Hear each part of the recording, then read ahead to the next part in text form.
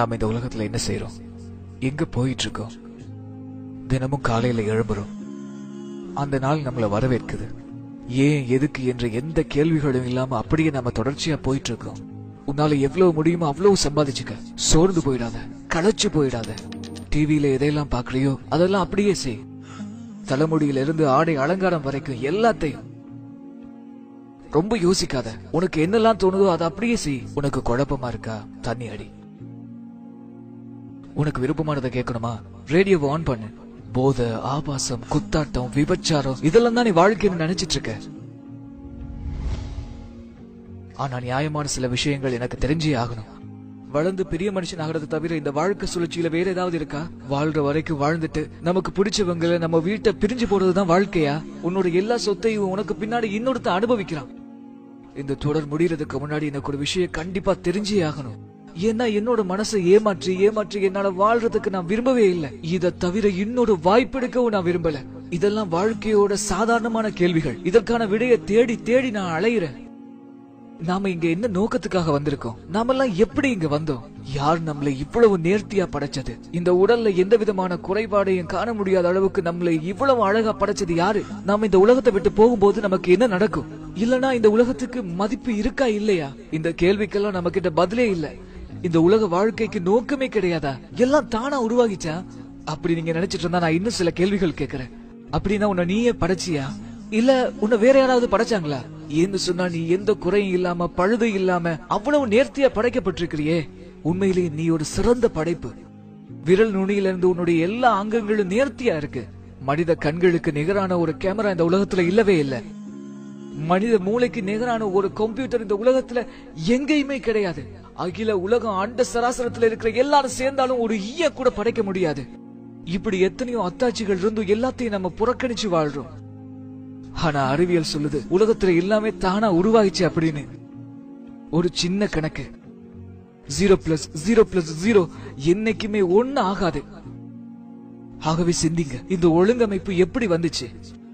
எல்லாத்துக்குமே ஒரு தொடக்கம் இருக்கு, ஒரு படைப்பாளம் இருக்கா? ஏன் இந்த வீடியோ பாக்குறதுக்கு கூட இந்த வீடியோ யாராச்சும் அப்லோட் பண்ணிருக்கணும். பிக் பேங் தியரி எனக்கூடிய பெருவெடிப்பு கொள்கையை நாம நம்புறோம். ஆனா அந்த பெருவெடிப்பு கொள்கைக்கு காரணமானவன நாம நம்ப மறுக்கிறோம்.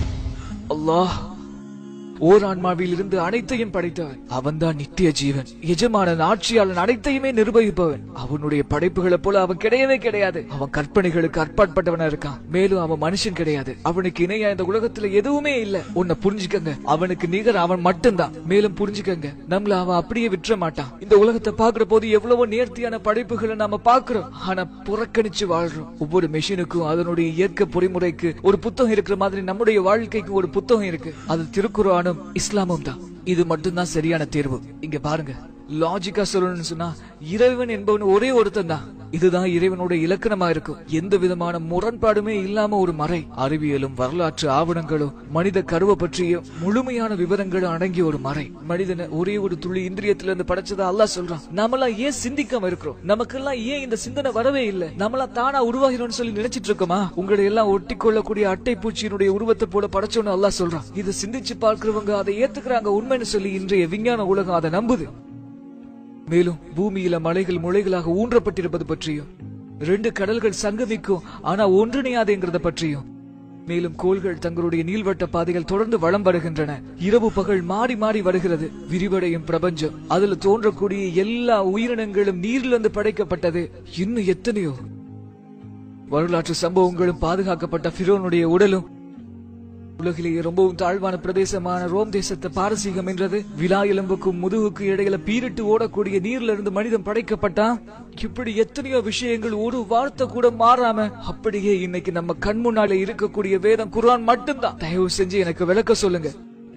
1400 வருஷங்களுக்கு முன்னாடி இந்த உண்மையை ஒரு சாதாரண மனுஷனால சொல்ல முடியுமா?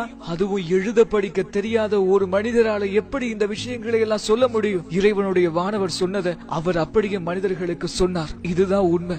இதுக்கு பின்னாடி நீங்க ஈமான் கொள்ளல, நம்பிக்கை கொள்ளல அப்படின்னு சொன்னா நீங்க இந்த குர்ஆன்ல இருக்கிற மாதிரி ஒரே ஒரு வசனத்தை கொண்டு வாங்க அப்படின்னு சொல்லி இன்னைக்கு வரைக்கும் குர்ஆன் நமக்கு சவால் விட்டுக்கிட்டே இருக்கு.